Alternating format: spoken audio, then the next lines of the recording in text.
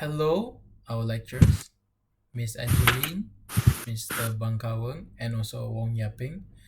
We have our project here, our group, our Alien versus Zombie. But first, let me introduce our group member.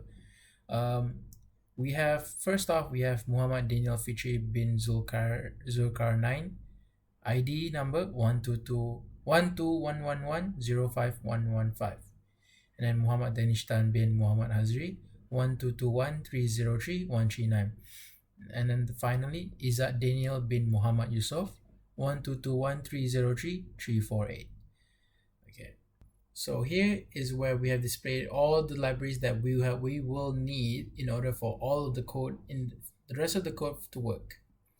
So here's the data type for all the things we have named: direction, alien, zombie, rock, and game. Here's where in this section here we just declare all the functions that we probably will need, not probably but definitely need. Here is where we have set up zombie attack, zombie move, and here is probably the big part of the game. Here's where we will initialize our attributes. So it won't be a fixed attribute. You won't get a fixed attribute, rather you will get a random one. And here's where we will, and then here's where the alien will get the attribute life, attack, set life. Same for zombie as well. As you can see, we initialize the attribute and it's random. So here's, and then after that it will get the value for life, attack, range. Next up is the location of the zombie. So it will spawn randomly, as you can see here. And then here's the attack stat for the zombie. No, sorry, not attack stat, but it will be the zombie damage. Here it will be the rock. There's not much to the rock except in this function here we have in this boolean here, it hides the object from the player until it lands on the tile itself, on a empty space tile. Here is the rock. As you can see, there's not much here until you reach the hide object and reveal object. As you can see, it hides the object from the player, and then it will reveal the object from the player once it lands on the tile. Next up, we have initializing the dimensions of rows and column. And then here is where we'll introduce all the characters in the board. As you can see, space will be introduced, V, up arrow, right arrow, rather it's not V but it's a down arrow, left arrow, rock, space, H, and also pod. Next up, we have, here is where we will declare all the movement for the alien. As you can see, up, down, left, and right. So, and then here is, if alien lands on H tile, it gains 20 health. If it lands on the H, and if it lands on the P, it takes 10 damage. And if it lands on R, it will not move from the previous position.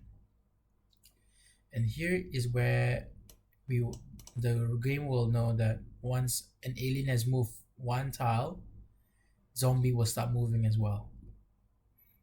Next up is the reset trail, and here we will have our zombie position. We will get the game will get the zombie position, and also will get the alien position. Now here we'll be displaying the settings for the user's preference. You will have a choice whether you want to edit your game settings or no, as you can see here. Next up, we will display the board, the title, or rather the head of the game, the face of the game. Here we will have the position of the alien. It will always be fixed into the middle of the grid. And then this is just this whole thing here is to just make the game board, or the board itself, the area. Now here is where it will pull all the functions that we have declared on top, and it will start to run the game. Yeah, So that is it for our source code. Now I'll show you the application itself. So here you go. Assignment part 2, let's get started. Okay, so initially this is the factory settings of the game setting. So it'll be there will be five rows and 9 columns, and there will be 1.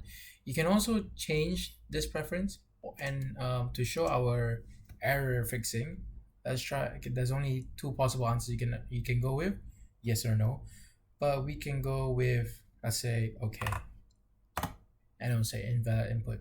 We can also put, let's say, if they go full capital yes, it will still work, or even if we let's restart this application. Okay, now right after restart, okay, let's change it up a bit. Let's change our size area grid. So let's take, so you can see we only have maximum of 5, so let's choose 5 anyways. And then for our columns, you can go minimum 5. So let's also go 6. And we can also change the amount of zombie that will be in this game, but let's just stick to 1 as we have a small grid. So yeah, so now it states that settings have been updated. So player, welcome to the game. So this is it. We have our alien, we have our zombie. Where is that? It's here. And we have our arrow, we got our pod, and we also got space. So let's try moving it. See, it's moved down. It has moved down. Let's try moving again. See, it's moved down again, as you can see. Now let's try moving into rock. See, it stays into the same position, so it has worked perfectly. It's going down again. Let's try, and as you get, okay, zombie's still there, but don't worry about it. Let's try going out of the border. Will it work or not? Yeah, it's not worked.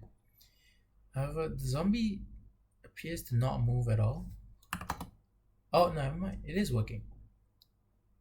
Okay, so cut that part out.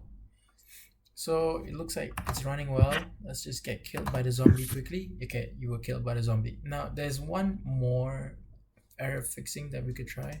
Here's where we will cut it out again. So let's try, okay, let's just keep it at the factory settings. So our alien, where is it? Okay, it's there. So let's go down a bit. So here, our last error fixing we have is that, okay, let's try it out. Let's say there's only WASADQ, and Q stands for quit, by the way. We have a quit system. So let's try a different control because we have not set anything else. So let's try it will say invalid inputs, and it will ask us to present a valid direction. So yeah, it works. So it's just, okay, yeah, we got killed by the zombie. Yeah, so that is it for our alien versus zombie. I hope you enjoyed it, and I hope you think that we've done sufficient enough. Thank you very much. Yeah. And have a good day.